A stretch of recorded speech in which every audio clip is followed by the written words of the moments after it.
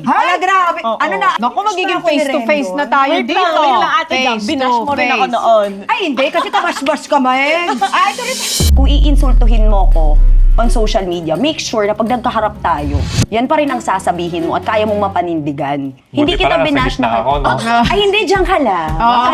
This one, medyo faceless na. Because Yes. anyone can bully anyone online, hindi ba?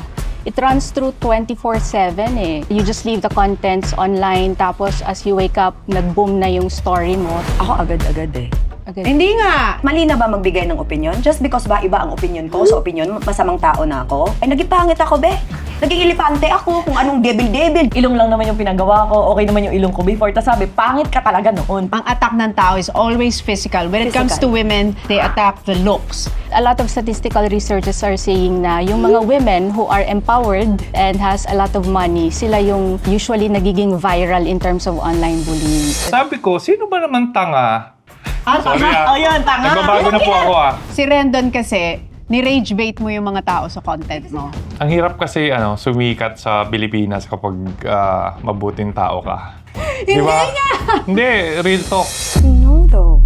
I disagree. Ay, nag-disagree si Jam. Bakit? Okay, this is not to attack. I can say it calmly. Kung kaya mo ba maging lover boy ang mga posts mo, hindi ka kaya kita papanoorin? Hindi ko alam. O kaya nga sinasabi ko kasi nung simula nakita kita, ay cutie. Tapos bigla naging asol, ay nakaka-dry. Alam mo yung ganun, parang Social media rewards negativity. Negative cells. Na-master ko na. na-master pala. Yun na yung May time na mastering every naman week. to. When you say na master, what are the words that will catch their attention? Social media is a public toilet. Everyone dumps their shit. Ako, lagi lang po akong ginagawa ng issue, katulad ng latest na pinatulan ko po. Yung sinabihan ka ng ew, Yes po. ba't na-trigger? Eto na, gusto ko nang sabihin sa inyo sa mismong dito na... Yan yung problema kasi kay Rosma. Oo. Hindi Ay, walang nag-iisip. problema daw sa'yo, sabi ni Rendon. Ito na yun, balik na sa pagiging maldita era. Ito rin yung gusto kong ma-share ngayon sa lahat ng viewers natin, lalo sa mga kabataan. Uubusin kayo ng social media. Be ready.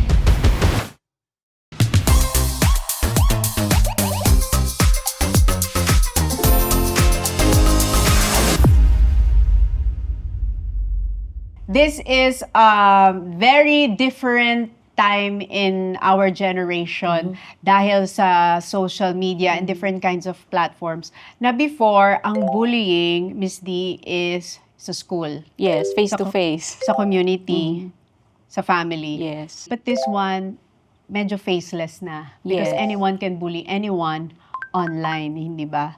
Anong masasabi mo na top 3 major effect sa isang tao ng nabubully?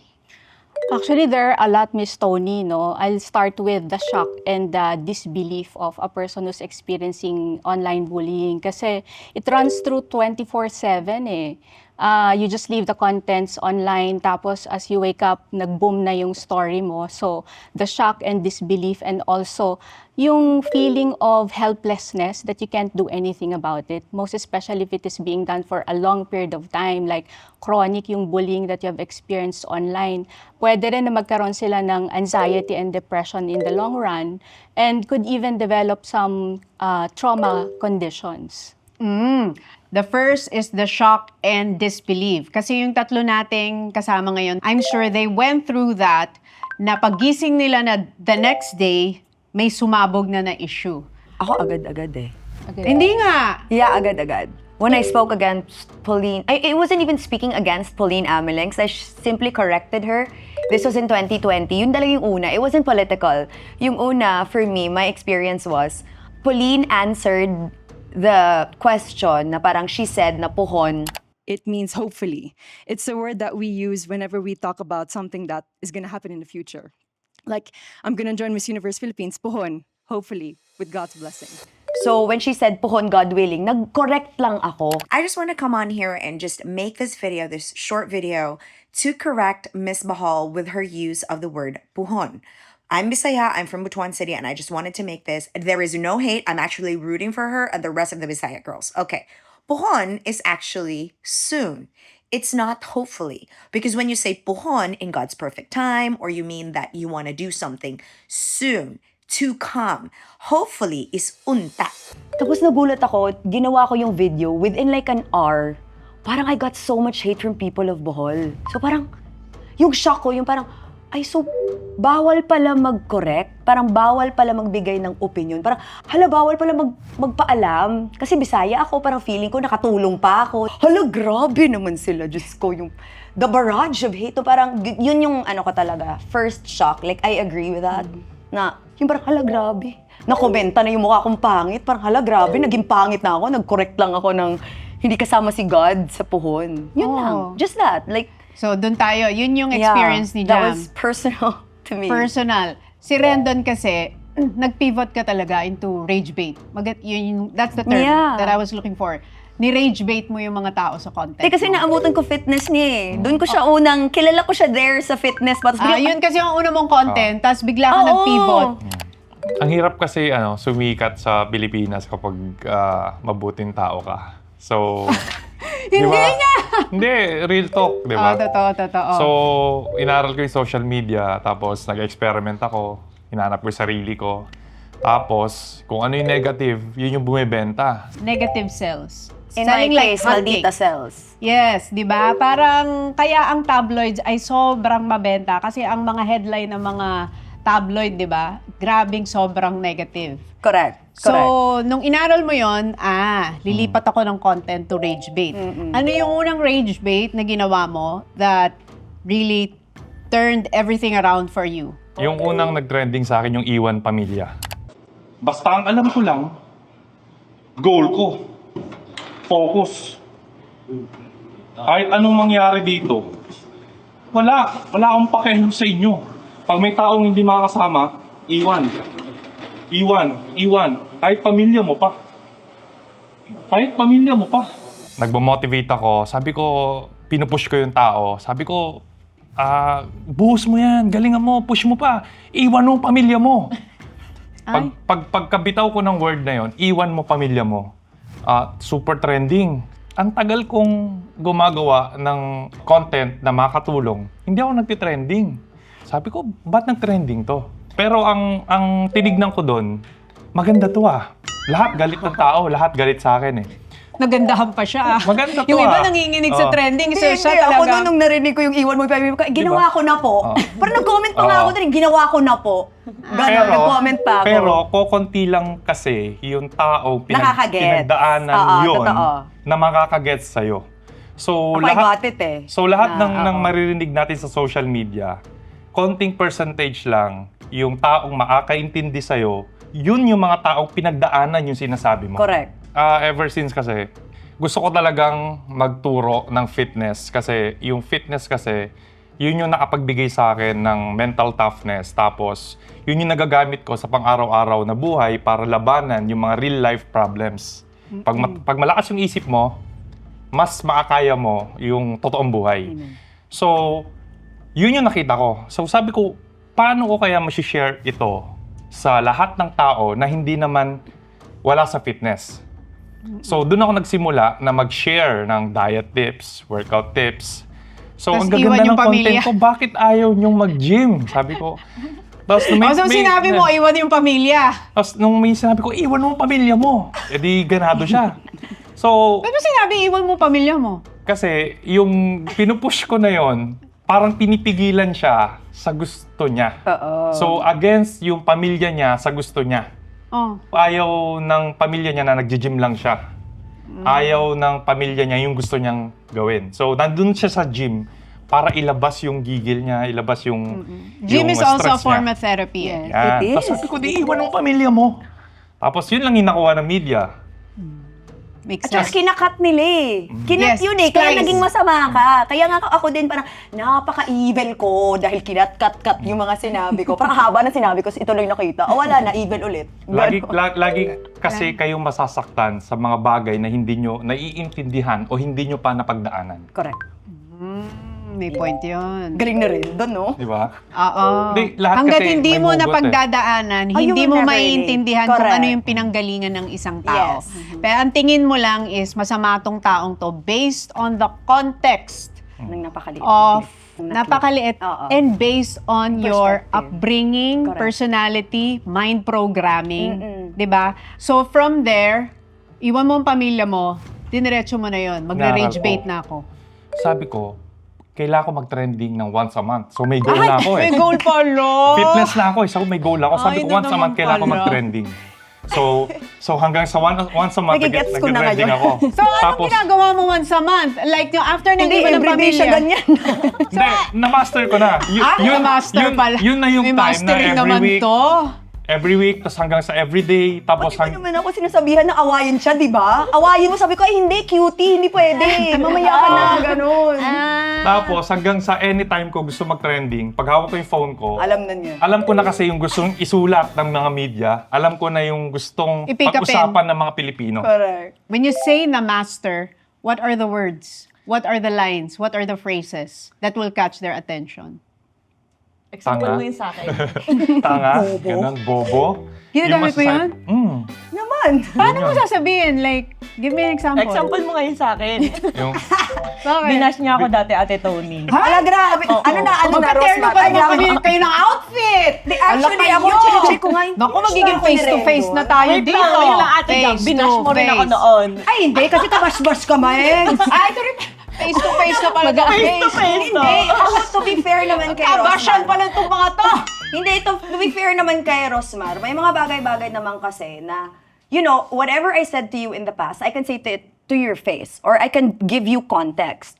Ang sa akin din naman, it's not bashing when I'm simply sharing an opinion towards how I feel about your content. Hindi naman personal Ano yun. sinabi mo sa kanya? Hindi ko na nga Hindi maalala, ko na rin Diyos po ko. maalala, basta sabi ko, Nagbago Jam na ang Mag- ilong ko, ang buong pagkatao ko, parang hindi ko na maalala. Pag Ano sabi ba sa siya akin na kanya? Jam Mag and Rendon, sabi ko, yun ang bash akin before. Nalimutan ko lang kasi hindi talaga ako maramdamin or hindi ako matandain sa ganyan. Pati yung kay Kuya Rendon, sabi ko, ano nga ba yung binash mo sa akin dati? Hindi ko rin maalala. Ano ba yung binash mo sa kanya? nagsabi kasi siya ng kinikita niya, parang 12 million in a day. Oh, yun yan. Oo. May chinismis sa akin si Alex. Ako, alam ka. Kumikita ka daw ng 5M a day. May ganon? Yun po yung medyo mahina na ako nun. Mahina May time po yung na- 5M a day. Magkano yung pinakamalakas? May time po na kasagsagan ng sobra-sobrang lakas po. Pumapalo po minsan ng 13, ganun. 10 to 13. Opo. Pero kasama po na yung puhunan. 13M. Sabi ko, sino ba naman tanga? Ah, Sorry Oh, yun, tanga. Nagbabago na po ako Nagbabago na po ako. Rendon, pinambing mo naman ng konti. Ako naman ang tumatawag ka ng tama. Hindi, iba, Character ano lang, development na siya. Trick. Pero gagamit muna tayo ng mga trigger words. Tanga. Okay, go. Sabi ko, sino ba naman tanga ang matino na sasabihin mo yung kinikita mo online kung totoo yan? Sabi ko, huwag kayo maniwala dyan. Ah, sinabi mo. Ang totoong mayaman, di mo sasabihin kung ano yung yaman mo eh. Ay, yun ang bash mo sa... Oh, yung, Oo. yun, naalala mo na. Hindi, Yung palang sinabi niya ako sa'yo. naman din, nung narinig ko yon sa kanya, ay may lusot siya kasi BIR ano siya, di ba? Baby girl ng BIR. Ah, nagbabayad So ng parang BIR. sige, magsasabi ka, pero voice mo be, buuhin natin. Sige, bahala ka dyan sa mga decision mo sa buhay. Kasi kapal naman ang mukha mo, tumabi ka doon sa BIR, di ba? Oo. Sige, bahala na mag 12 million ka, basta yung tamang cut ng gobyerno, ibibigay mo. Yes. Yun Oo, naman, di ba- yun naman ang pagkabasa ko sa Yes, Ate ano na Tony, di ba yun yung time na nagbayad ako sa BIR ng 30 million tax? Yun. 30M. Yung talagang gumagano-ganon siya doon. Sabi ko, I love the confidence. And yun po yung... Oy, nagsabi na naman ng figure. Yan na naman tayo, mayayari. Nagsabi na naman ng 30 million.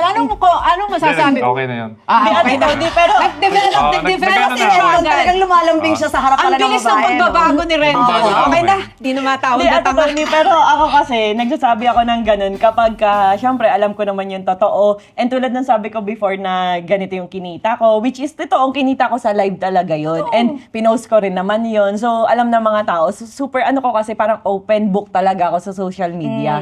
Kaya parang kung ano yung sinasabi ko, hindi siya pa iba-iba. Every interview ko, paulit-ulit ko lang yun sasabihin sa lahat ng tao kasi yun talaga yung nangyaring totoong buhay ko. Ganun. Ako ang comment ko kay Rosmar, that's why I find her amusing, is because, dalawa yan eh. If you're bullied, dalawa lang yan.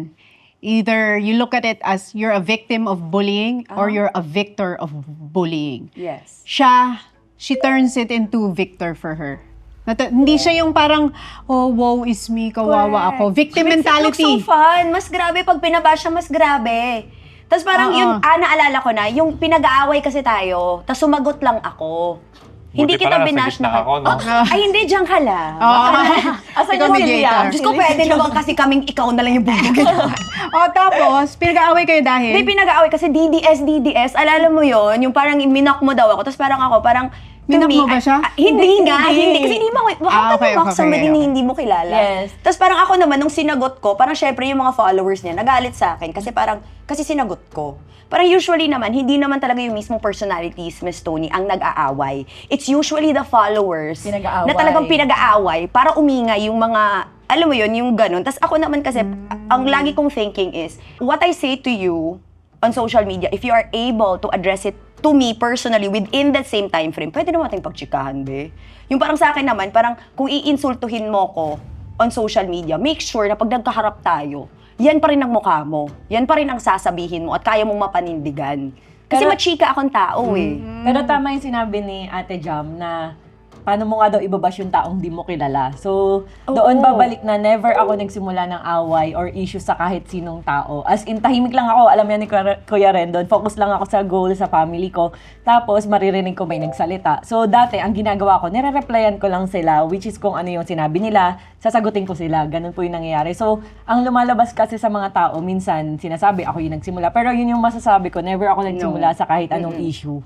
As in, Ako kahit kay lagi Kuya nagsisimula. Rendon. Oo, siya yung nagsisimula. Pero ako, lagi lang po akong ginagawa ng issue, katulad ng latest na pinatulan ko po.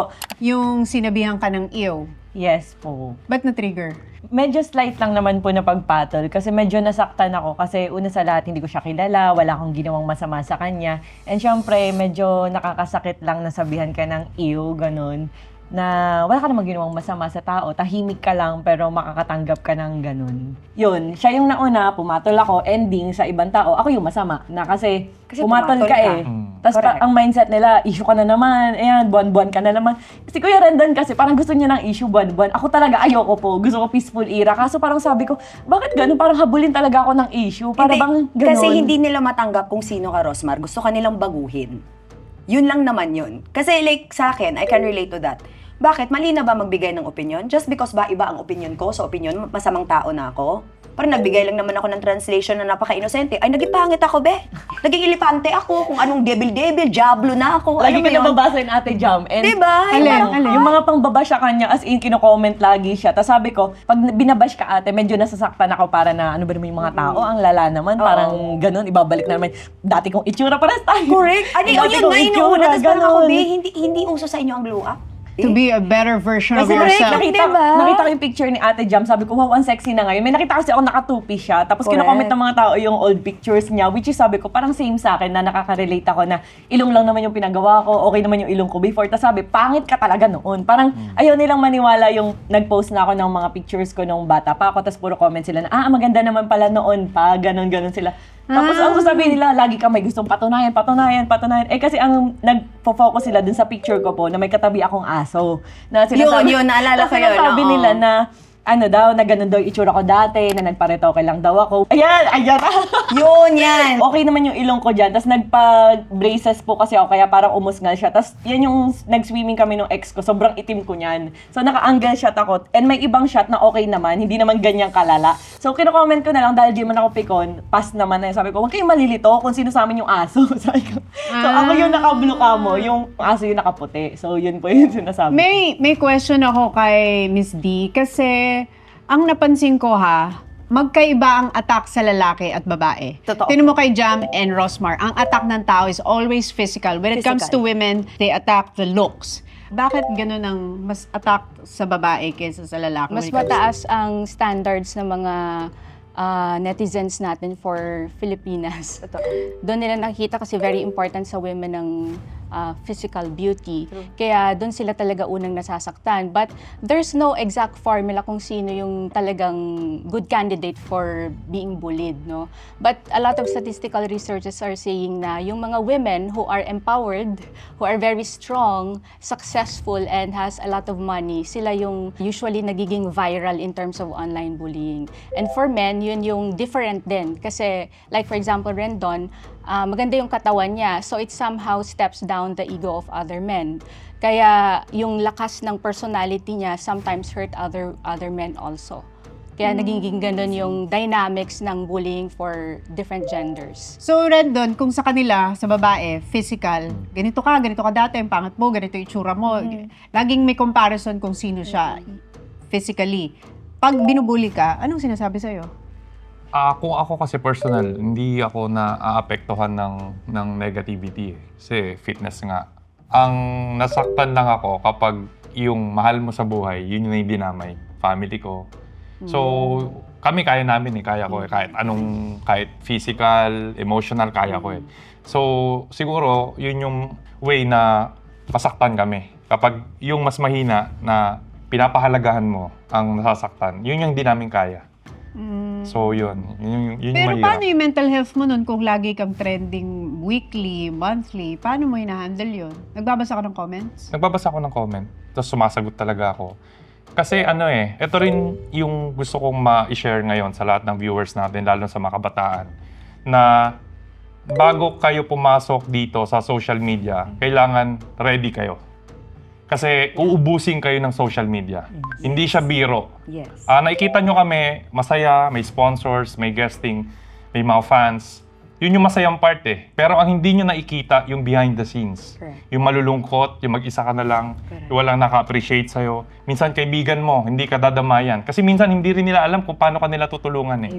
So yun yung isa sa gusto kong i-share sa inyo na be ready. Okay? Maaaring madamay yung mindset mo, pamilya mo, mahal mo sa buhay. Maaaring mawala ka sa focus eh. So, yun yung pinakamahalaga kasi social media rewards negativity. It thrives. Thrives actually. Ako, feeling ko, social media thrives On on negativity. I remember there was a quote by this celebrity. She said na social media is a public toilet. It is. Everyone dumps their shit. Yes. Correct. And then it's up to you what kind of shit digest. you're going to digest and smell. And parang may nagsabi rin nun, di ba? Pag nagtumambay ka sa isang perfume shop, kahit wala kang binili, pero the whole day nasa loob ka ng tindahan ng pabango, paglabas mo ang bango mo. Correct. Pero pag the whole day, nandun ka sa katayan ng baboy, yung baboyan, pag alis mo, slaughterhouse, dala-dala mo yung lansa. Correct. Make sure, kung tatambay kayo sa social media, you can take the heat, the smell, the feeling. Kasi sinabi ni Miss Dion, the first you said when it comes to trending is shock and disbelief and then the processing of everything. And the second one is trauma. And anxiety. And anxiety. Sa inyong tatlo, paano nyo hinandle yung trauma and the anxiety of the noise online? Ako kasi, it started with the last time I wanted to kill myself was December 17, 2017. So I had to struggle with that. I struggled with so much abuse growing up verbally from people that were supposed to protect me. Kaya pagkadating ko ng social media, whatever is being said about me, it had already been said to my face. So wala nang masakit. Kaya it did not affect me and that's what made people even more mad at me. Kaya nung sinabi niya sa akin na shock, anxiety, trauma, I had it prior to social media. So pagdating ko ng social media, yan lang yun. Wala namang iba dyan. Ganon. Kasi that's what people don't seem to understand. And that's why now I'm reinventing myself, Miss Tony. Gets ko yan. People say that character development. No, it's not. I'm simply letting you know who I truly am now. Kasi syempre nakilala niyo ako ng 2020, ibang circumstances ko. Lumayas ako sa pamilya ko. Pandemic. Wala akong love life. Di ako masaya. Pangit ako. Alam mo yun yung parang lahat ng galit sa mundo available sa akin. When I went viral for Nasaan ang Pangulo, that was the third day I was hungry. Hungry kasi pandemic, ang business ko noon, beauty, skincare. Sino ang bibili ng skincare sa pandemic, be? Kainin mo na lang yung, di ba? Kaya nag-barbecue ako, kaya, di ba? Kaya pinipaint ako ng mga tao na dukha ako. Hindi nila alam na yung nakita nyo na entrance ko sa social media was because I left my comfortable life to stand by my decision to be independent. So, that's what people seem to forget, that yes, we do have struggles. We live with ourselves. Except that sa akin, the struggles that I had behind the scenes were already done bago pa ako nag-social media. Would you say, Miss D, that that's also a trauma response? Yung naging personality na?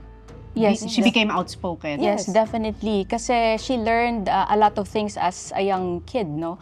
Ang dami niyang emotional neglect na nangyari and helicopter parenting, no? Nakatingin talaga sa yung parents mo and you were boxed up to something that you should be. Pero ang maganda sa kanya, sa'yo, naka-establish ka ng identity mo. And majority of your contents are about criticism. No? Kumbaga, nabibigay siya ng feedback. But the trueness in her thrived from the experiences. And not all people are able to do that. Yung makawala sila dun sa painful experiences. And I could see her na she can deliberately narrate her story without feeling any tension in her body. Or kung meron man, konti na lang. Correct. Konti na lang. Kasi that's where healing comes in eh. Yung nakakwento niya na yung story niya ng hindi naman ganun kataas yung tension sa katawan niya. So, pwedeng yung mga responses niya in social media is exactly the same that she did when she was younger, which is thriving from the traumatic experiences. Kasi yung trauma is not limited to physical abuse eh. Pwede yan yung tinuturuan ka talagang maging ikaw base sa standards ng mga magulang mo. Gusto ko idagdag dun sa sabi ni Jam na yun yung major difference ng millennials at Gen Z. Correct. Ang marami nagsasabi na Gen Z may hina. Pero walang tumingin or walang nag-discuss kung bakit pagkaiba yung Gen Z tsaka millennials. Kasi kami, mga millennials, na-try namin madapa, mapagalitan. Nandun kami. Wala pang social media kasi dati. Correct. So kami yung mga taong parang bago ma-introduce yung social media. So naranasan namin yung totoong problema, na-pressure kami, nasaktan kami physically, lahat, bago mag-social media.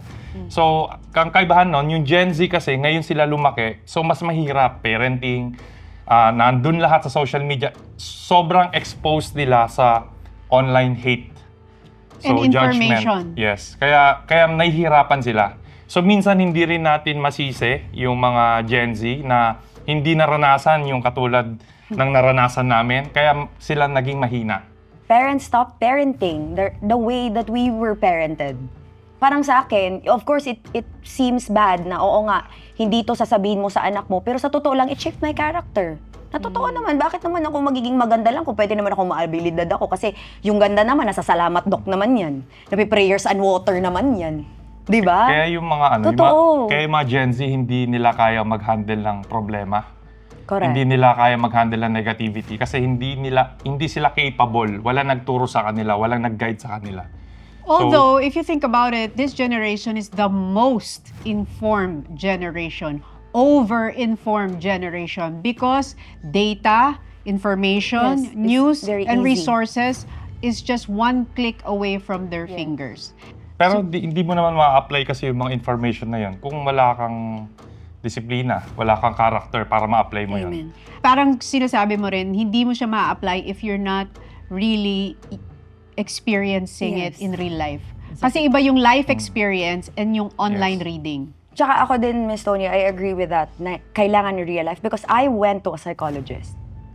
After my last suicide attempt, I really got help. Kasi nga, I was diagnosed with bipolar disorder and then severe anxiety and depression. Ang tinuro ng psychologist sa akin to deal with what I was dealing with sa lahat ng dinil ko mula nung bata ako hanggat sa tumanda ako.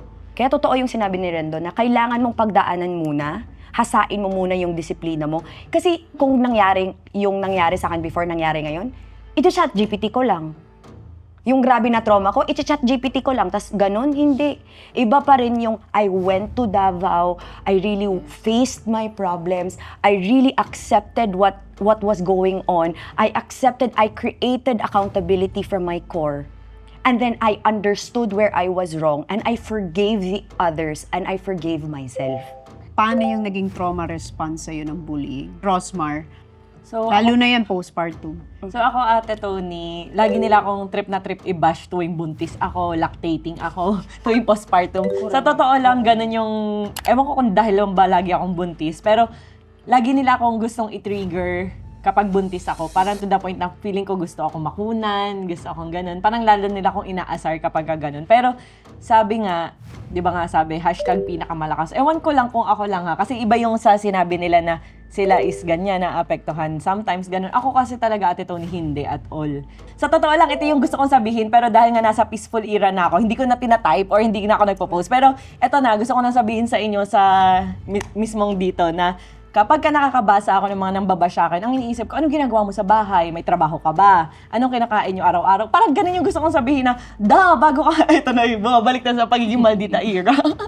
Parang gusto kong sabihin sa kanila na, magtingin ka muna sa salamin bago ka mang-bash. Minsan, may magko-comment sa akin, mang-babash, ikiklik ko. Pagtingin ko, ano ba naman tong itsurang to? Ang lakas mang-lait, tapos kalait-lait. Parang, normally, ang mga tao na gumagawa ng dummy account and mang-bash ayaw araw-araw na ayaw kang tigilan is yung mga tao na tambay sa buhay, malungkot ang buhay, hindi masaya ang pamilya. 'Di ba? Sila yung mga tao na ganun. Kaya Miserable. sila, Walang jowa. yung miserable ganun. Kasi May jowa na hindi pa. ka magko-comment ng masama sa kapwa mo.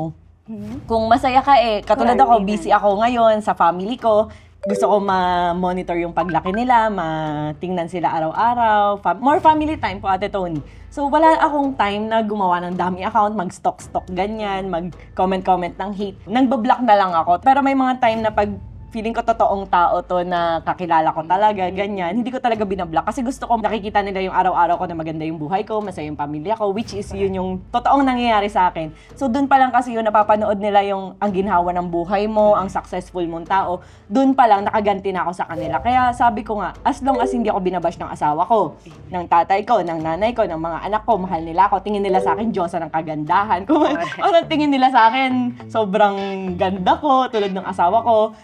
Talagang laging nire-remind ako na ako lang daw yung pinakamagandang babae para sa kanya, mahal na mahal daw ako. Ganyan, obsessed na obsessed daw siya sa akin. Sabi, ganun yung mga sinasabi sa akin araw-araw ng asawa. Ikaw na talaga pinapala, Yes, girl. Ay, Kuya Rendon, ikaw magsabi, nakita mo kami magkasama. Sobrang parang nakaka-awkward na dahil parang gano'n. Ba't mo awkward? Hindi kasi parang Super PDA? super Like gano'n. kissing? Tas Hugging? lagi yayakapan, gano'n. Kasi magkakasama kami palagi sa vacation, ganyan. 1 week, mga ganyan, 2 weeks, magkakasama kami. So nakikita namin totoong buhay niya. Pero wala wait. ka rin bang kasama na lumalambing sa'yo? Ayan. Kaya, So, kitang-kita kaya awkward sa'yo kasi hindi ka nilalambing. Kasi kung maglalambing din sa'yo, hindi yan awkward. Okay. So, kitang-kita ni Kuya Rendon kung paano ko itrato ng asawa ko in real life. Which is, ang sinasabi, binambaba sa akin lagi na pera lang daw habol sa akin ng Correct. asawa ko. Nababasa ko yan. Yes, Yeah. pera lang daw. Tapos kung dati ko daw na mukha, hindi daw niya ako parang papatulan kung yung tsaka moments ko daw. Alam niyo ba, ito sinabi sa akin ng asawa ko na yung mga high school pictures ko, kung nag-meet daw kami noon, ginawa na daw niya ako noon. Talagang ganun siya ka-vocal sa akin. As in, ganun kalala. Kahit may tao, Personal. Kahit may naririnig tao. namin. Sabi ko sa sarili ko, bakit ako magpapa-apekto sa mga bashers? Hindi ganyan yung totoong na nangyayari. May one time, Ate Tony, na nag-post ako. Meron kasi nun parang bagyo ba na nasalanta, ganyan. Di ko alam kung Bicol or something. Sabi ko, nakakalungkot na habang ako nakahiga sa aircon, may They took it differently. Ayan. That one. So sabi ko, ang hirap isipin na habang nakahiga sa malambot na Correct, kama, correct. kagigising lang at naka-aircon, Bicol. ang daming bata matanda na di alam paano iligtas ang sarili sa Bicol dahil sa baha at bagyo. So yung post ko na yan, Ate Tony, nalulungkot ako niyan, alam ng asawa ko kasi gusto kong pumunta doon, gusto ko magbigay ng tulong, na parang ang feeling ko ang unfair kasi Komportable ako ka. comfortable, tapos sila nasa bubong, nag-aagaw buhay yung iba. So, nabash ka? So, nagulat ako, nag-post lang ako niya, tapos natanggal ako sa cellphone, then pagtingin ko, bakit puro pang babash? No, because it seemed Yes. kasi, Rosmar, Na parang ang yabang ko, yes, na ganun. parang hindi, parang detached ka sa realidad. Para Yes. lang yan yung sinabi ni Zach Alvis, di ba? Na parang, ganito sana ang buhay mo. Parang ganun din may nasalanta. Kasi minsan, yung mga ganyan, sana chika mo lang sa asawa yung mo. kasing din. sa akin Yan yung kasi. problema kasi kay Rosmar. Oo. Hindi Ay, walang nag-iisip. problema daw sa'yo, sabi ni Red Dot. Hindi Kasi naman, may kasama- problema din si Rosmar. Kasi Kala ko ako kasama lang ko to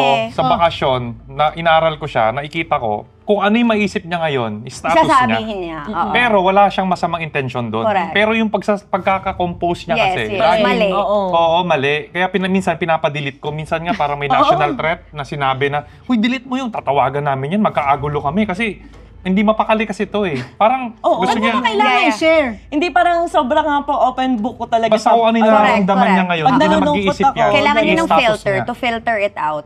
Wait. Rendon, may babalik ako sa'yo kasi may sinabi si Rosmar na gusto ko ibalik sa'yo. Sabi niya, kapag ang isang taong masaya, well-loved sa loob ng kanyang private life, talaga nag-uumapaw ang emotional and the family support, hindi siya usually naapektuhan ng outside force. Yung mga tao na malungkot ang buhay, may mga pinagdadaanan, miserable, ganito, ganyan, sila usually yung nag-a-attack sa mga tao na masaya sa buhay because misery loves company. So ikaw, yun ang tatanungin ko sa'yo. Bakit ka nag-a-attack sa mga tao noon? Miserable ba yung buhay mo noon? Hindi naman. Wala lang akong magawa.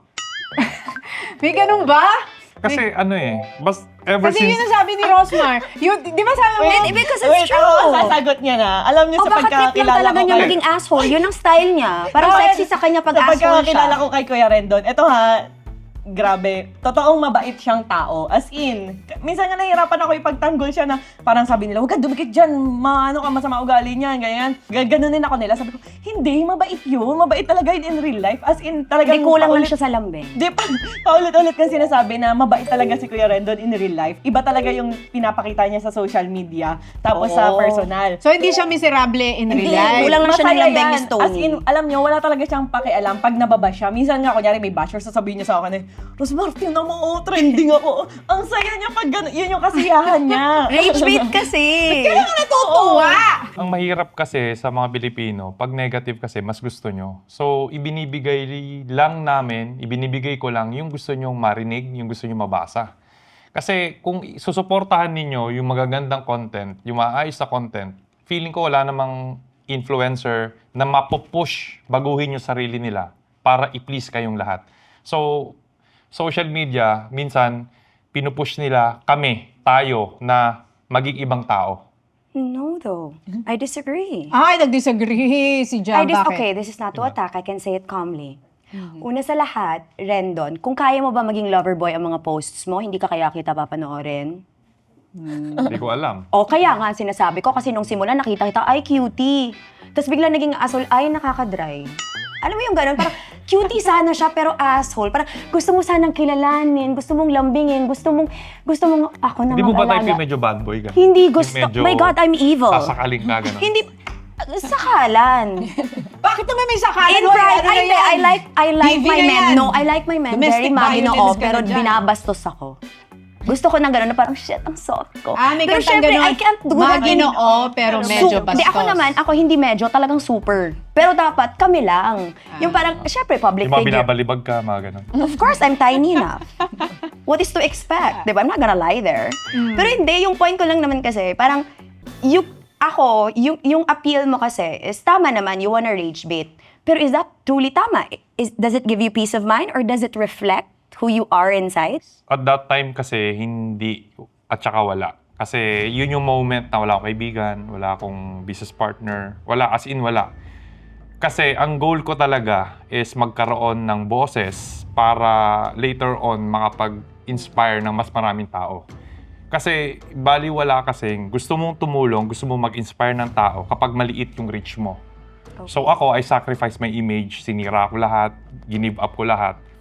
Kasi alam ko na later on, kapag sumikat ako, pag nagka-boses ako, mas madali ko siyang mabago. Mas madali ako makapag-inspire ng tao.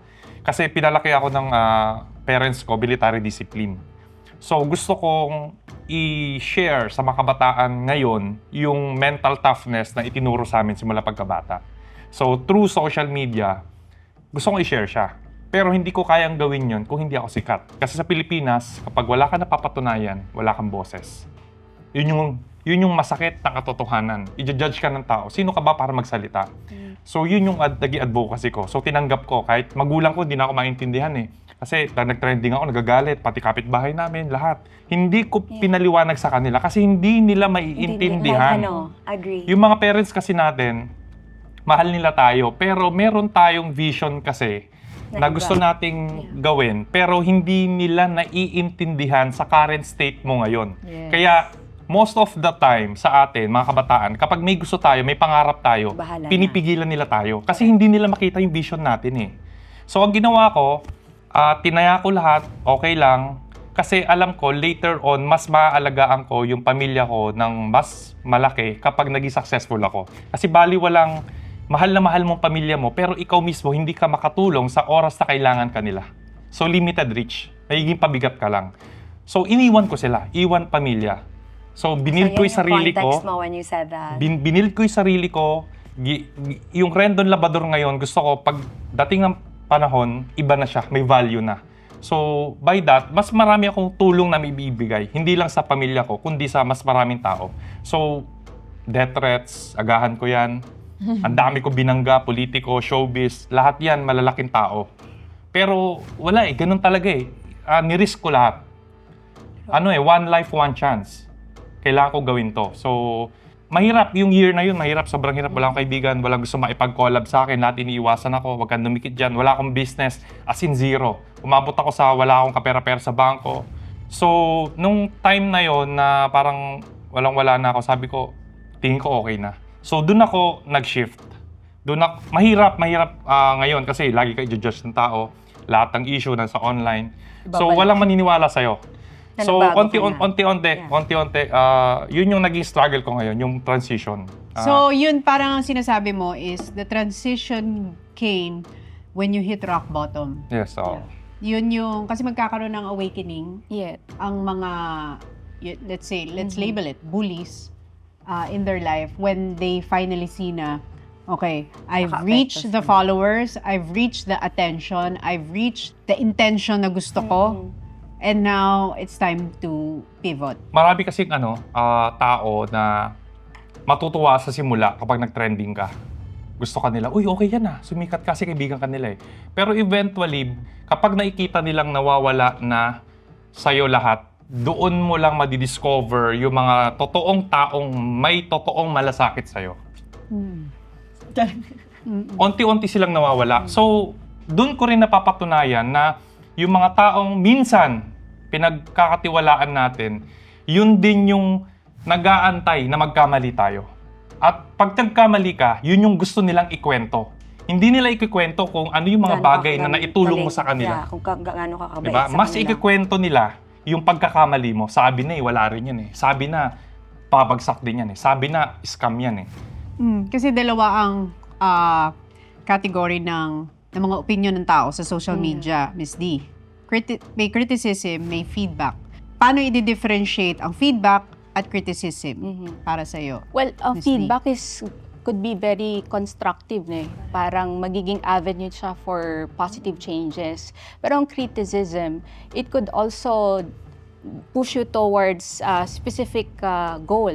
Kagaya ng ginagawa ni Jam, criticism, marami siyang sinasabing mga opinions about people, about situations and events na nanggagaling sa mga principles niya. But in terms of feedback, pwede rin siyang maging positive or negative. Mas lighter lang yung feedback kasi walang element of humiliation. Ang nangyayari kasi sa social media right now is on the online bullying or mga pag-cancel ng mga grupo or individuals, it's moving towards punishment Pero feedback and criticism are lighter than online bullying. Maraming mga nang babash, pero these are like parang domino effect Like for example, kay Rendon, ang gusto niya is strong personality, pero it ignites a lot of conversations, comments, and engagements. So doon tayo sa healing. Paano maghihilang isang tao na naka-experience ng bullying and traumatic experience ng inaaway? Napakadaming forms, Kasi kailangan magsimula tayo sa acceptance that we can really be hurt by other people. Yung iba kasi kaya hindi makamove forward, hindi nila matanggap na nasasaktan talaga tayo ng ibang tao at pwede tayo maging target talaga. From there, if you would accept the fact that you were really hurt at ibababa mo yung pedestal mo sa sarili mo, parang magkakaroon ka ng humility and understanding na I have to move forward a bit by acknowledging what I am feeling right now. The authenticity would come in. I would not suggest na mag-move forward ka kaagad like, I'm okay, hindi ako apektado. Kailangan maging totoo ka. Kung nasasaktan ka, masaktan ka. Kung magalit ka, magalit ka. Doon sa authenticity na yon at awareness comes healing. Pero iba pa rin talaga yung forgiveness kasi napapansin ko sa mga patients ko, sometimes they are able to finish the treatment program when it comes to bullying and trauma. Pero hindi pa rin sila dumarating sa point ng forgiveness. sila mismo yung gagawa nun, in a sense that they would transcend from themselves and see what's going on. Yun yung higher power na sinasabi na you can be able to heal by acknowledging na merong isang taong tutulong sa'yo. So yun ang tanong ko sa inyong tatlo. Paano yung healing? Sa mga pang-aaway, bullying? It started with, I was on survival mode ever since 2020. And then I got married to the wrong person. And then I realized that I cannot be soft because kung sa kanya rage bait, ang sa akin, I cannot be weak. Because if I am weak, the people who look up to me feel weak also. 'Di ba? Because of course, I understand that tama naman sa kanya naman, ginagawa talaga niyang rage bait. Ako lang talaga, I stand by my opinion and you cannot change my mind about my opinion kasi it's mine. 'Di ba? But yun nga, nag-pivot ako. Bakit ako nag-pivot? Bakit my healing? Because, number one, I took accountability for the things that I had done wrong to cause all of the things that did not work in my life. Bakit ako napunta sa maling lalaki? Kasi, pinilit ko na gusto kong mahalin kahit hindi ko pa mahal yung sarili ko. Nasanay ako na, sige, I'll just be this, this cold, hard bitch kasi this is what matters. Pero, hindi eh. Bakit? I'm a mom. I'm a single mom. I'm actually a softie. Napaka-soft ko. First time kong i-acknowledge yan. Babaeng-babae po talaga ako. Like, I enrolled in a femininity course with Coach V. Antonio. Bakit ko ginawa yun? Because I realized, I do not want to be a man. I'm a woman. I have a beautiful heart. I have a big heart. And then, kaya kong gumanda. And you have a strong mind. Oo, yung parang kaya kong gumanda. Oo nga, mukha talaga akong toad sa part na yan kasi I let myself go kasi inuna ko yung pagiging nanay. Kasi inuna ko yung pagiging asawa. Na pati ba naman pang gym ng asawa ko, ako pa nagbayad. Hindi yung sarili ko yung inuna ko. Lahat ng ginastos ko sa lalaki kasi masyado talaga, oh my God, sugar mommy. Lahat ng ginastos ko sa lalaki, ginastos ko sa sarili ko. Parang, wait lang, kaya kong maghubad-hubad at 38, kaya kong nakabikini ako, kaya ko from XL, double X pa to XS. Kaya ko na pag nakita ko ng to, hulong, puyot nun yung ngayon, no? Shit, maganda ka pala, ganon. Yung parang, all these things took part in my healing. Why? Because I accepted that it has to come from me. It has to come from me. Kasalanan ko din, ginawa ko yung lahat. Yung pagkamaldita ko, kaya ayaw ng mga tao sa akin. Pero, ang point naman kasi dyan is that everyone can change. If I can change my political views, if I can change the way I talk to people, then I did. And I'm trying. And have been trying. Kasi like, ang naisip ko rin, nung 2020, nag-sell yung pagkamaldita ko. Nag-sell. Yung pagka talagang evil talaga. Yung parang gusto mo mamatay ka araw-araw. Ganon. But then I realized it didn't work, Miss Tony. Kasi number one ngayon, in-off ko yung lahat ng comment section, ayoko. Pag hindi nakakaganda, ayoko. Kasi mahal yung Botox, ayoko. Parang ganon, yung parang, no. Imbis na I care about comments, na magpapatol ako ng konti, no. I-gym ko, ipi-pickleball ko, ipi-pilates ko, isa-spend time ko sa anak ko. Ipa-focus ko na magpapaganda ako. Ito yung goal ko ngayon. Like, they were attacking my boobs, pinatayo ko. Diba? Kasi they were attacking me. You have to change perceptions, but you have to change your core as well. You enhance your core by believing that you can. But you cannot heal if you do not accept na mali mo, mali ko. Kasi so sobrang desperate ko na mahalin ako, na nakalimutan ko, paano ka mamahalin? Ang bitch mo sa social media. Diba, paano ka mamahalin? Barako ka eh. Kaya na-realize ko, being an independent woman is a budol. I agree. Bakit? Because I cannot ward off men. If I want to be taken care of, I have to accept that what I can do, a man can do better also. Hindi naman lahat. Right? It's a matter of negotiation. At saka, lagi kong sinasabi yon, Miss Tony, makikinig ka ba sa pangit na laging galit? O sa maganda na kalma? So yan yung lagi kong, yan na yung ini-embody ko ngayon, na pwede ko namang i-share ang opinion ko na naglalambing ako. Because dati-rati talaga, hate, hindi nakakaganda. It doesn't. Yun lang, I just want my life to be easier, Miss Tony, now. For me, my son is growing up. He's in a new school with bullies na, for example, they attack him for being soft. Na they would assume he's gay. So, sabihin, like, I tell him, you tell them, it's none of their business. You tell them, it's not their closet to open. Because hindi naman pwede that they have a reaction to who you are. They did not raise you. I raised you. I'm your mother. Because whether we like it or not, he will get it far worse than me. Because siya yung inaatake kasi hindi nila ako kaya. Because alam nila na kahit anong sabihin nila, like, about my appearance, about who I am, about my past, my choices, everything, alam nila that it'll slide off. It doesn't matter. But as a mom, lalo na pag yung anak ko, like, oh, you're gay. Parang like, it's a bad thing to be gay. Parang ako, I'd rather that you be soft than you are hard because you were not raised right. I don't need to cry. Like, it's just, alam mo yun, parang it's so easy to attack children because you think that there is no reason to protect them at all because hindi mo gusto yung nanay eh. Subik, di ba? Saktan mo yung anak. Pero ako, the good thing with Tony is, his name is Tony, Antonio Jesus. I let him be aware of the hate.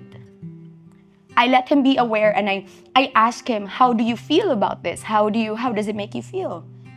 And then I always remind him that I love you more than all of the hate you get. And if you choose to be gay, remember that your mom is an ally. And in my case, the more you hit me, the more I block off all of your bad comments. I keep my peace. And whatever it is that you've thrown towards me, I've turned it into power. And every single day, I'm grateful to the opportunity, to the realization that I've dealt with so much, but I still show up. I'm still beautiful, even if some people don't agree. And I'm still a good person, even if, people have known me a certain way first. Because everyone is capable of change, everyone is capable of growth, and everyone is capable of redeeming themselves. Ang nakuha ko kay Jam is yung healing, it's not just a lifelong journey. It is navigating life while healing. You're still living your life every single day, learning. And yung isa sa pinaka nakuha ko sa'yo is a big part of your healing comes with a lot of unlearning. Unlearning a lot of things that were done to you, passed on to you, programmed to you, and yung mga naka-hurt sa'yo. So, dito naman tayo kay Rendon. You're being an online content creator, now that you have pivot and transitioned, paano yung learning experience and yung healing journey mo naman? Ngayon, gusto kong sabihin sa lahat, Tony, na celebrity, sikat, madaming followers, nasaktan din kami. Tao rin kami. Umiiyak din kami. Nadidepress din kami. So, wag nyo kami i-judge na hindi kami nagmamahal, na hindi namin pinapahalagahan yung mga tao sa paligid namin. Kasi hindi nyo kami kilala. Yung social media kasi, hindi lang yan platform. It's a real life. So, be more sensitive. Kaya ako ngayon, mas pinili ko na gamitin yung influence ko sa tama. Mas madali talaga sumikat sa negative. Kaya yun ang mas pinipili natin. Pero ngayon, gusto kong ipakita sa inyong lahat na mahirap, sobrang hirap. At ang mahirap nun, hindi lang sarili natin ang pwedeng masacrifice. Baka maapektuhan yung pamilya natin. So yun, ngayon, nire-reinvent ko rin yung sarili ko para si Jam at si Rosmar na piliin natin yung tama. So, kung babalikan natin, ang tatanong ko sa'yo, ni-regret mo ba yung first part na yun ng journey mo? Para sa akin, wala akong pinagsisisihan sa mga pagkakamaling nagawa ko. Pero hindi ko siya kinalimutan. Kinuha ko yung mga aral. Kasi yun yung magiging way ko kung paano ko masusustain yung mga gusto ko pang gawin in the future na mas makakatulong. Lahat ng nanakit sa'yo, lahat ng problemang nalampasan mo, tandaan mo yon. I-note mo yon. Huwag mong kakalimutan. Lahat ng taong na maliit sa'yo, hindi naniwala sa'yo, pamilya mo, tandaan mo yon. Hindi ako nagtatanim ng sama ng loob. Huwag kayo magtatanim ng sama ng loob. Pero kunin mo yung lessons kasi yun yung nagpatibay sa'yo. Huwag mong kakalimutan yon. Ilista mo yon. Tandaan mo yon. Ikaw, Rosmar. Sabi nga ni Ma'am Jam, yung puso ko, puno-puno ng pagmamahal. So parang hindi na ako naaapektuhan sa mga negativity. Dati naghahanap ako ng comment na negative, tas re-replyan ko. Kasi pag negative yung comment, trending eh. Ganun yung mindset ko. Kaya sabi ko, hindi ako naaapektuhan sa negative comment na sinasabi. Minsan nga, lalo ko pang nire-replyan para ipakita sa kanila na hindi talaga ako affected. So, nagpapakatotoo lang ako sa social media. So, kung minsan na-OA yan sila sa mga CCTV serye namin mag-asawa, yung clingy moments namin, anong gagawin ko? Yun yung totoo. Yun yung content ko, yung totoong buhay, yung totoong Rosmar na walang halong pagpepeke, ganyan. Tapos ibabash nila ako, sasabihin, money laundering daw ako, kaya daw ako mayaman. Sabi ko, nagtayo ako ng laundry shop. ng labada, ganun ako mang inis. So yung pangbabash nyo sa akin, ito turn ko into positive, nakikita ako. Totoo naman. 'Di ba? Yun yung ganun yung mindset ko. So ayun, ang masasabi ko sa mga tao, sa mga kabataan na yun nga, huwag kayong papasok sa social media kung hindi nyo kayang i-handle. Ayun, masasabi ko, deadmahin nyo hanggat hindi sila yung nagpapakain sa inyo, hanggat hindi sila yung nagpaaral sa inyo, hanggat mahal kayo ng pamilya at magulang nyo, mga anak nyo, asawa nyo, deadma lang. Kasi reflection lang yan ng pagiging miserable nila sa buhay, yung mga nalabas sa bibig nila. Tas tayo, syempre, happy-happy lang. Focus lang sa family, deadma lang sa mga bashers. Yun yung masasabi ko at huwag kayong papa-apekto.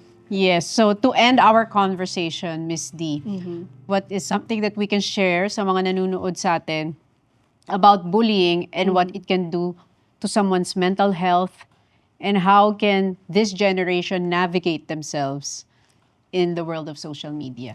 Sa lahat ng mga experiences nila, all of them are really strong personalities, and they did everything para mag-thrive sila sa mga challenges. No? Kitang-kita natin kung paano nila nilabanan yung mga bulliers nila and how they were actually hurt at paano sila dumaan sa proseso. Ang pero nakita kong common thing that they had is they focused on their personal face-to-face inner world. Kasi online communication and digital communication is just a matter of extension of ourselves. So, pwedeng it's a form of expression, pero wag natin siyang gawing immediate world kasi doon tayo mawawalan ng connection doon sa mga taong mahal talaga natin. At mas magbibigay tayo ng effort and time doon sa mga taong hindi naman natin kilala talaga or just random. Second thing is, I have seen that women tend to be more focused on their feminine roles na nakakapagpalakas sa kanila. Like Rosmar and Jam, being a mother to their kid, no? Mas pump up nung feeling nila that they can actually deal with the situation hanggat nandun yung mga anak nila. Online bullying is moving towards hurting, threatening, even excluding a specific person based on a preference na nakita nilang non-affirmative tong mga taon to sa mga opinions nila. And it doesn't necessarily mean na kapag iba yung opinion nila at mas strong sila, kailangan na natin silang awayin. But true enough for Rendon, negativities could actually result to virality, no? Ang daming mga Filipinos ang naturally namamagnet because of the negativities. Naturally, we are like that kasi mas specific yung brain natin with emotions. Kaya pag na-hit or na-trigger yung mga emotions natin, minsan nawawala na yung plano, yung decision making, yung problem solving. Kaya napaka-importante to dispose your emotions properly. At mag-isip din kung kaya ba nating i-extend yung empathy natin sa isang tao. And when you start having that awareness that you can see what they are feeling, you can do something and advocate for change also. Thank you very much, Miss D. Sana marami kayong natutunan sa aming pag-uusap ngayong araw. And hanggang sa susunod nating group chat, we'll see you all again. Thank you.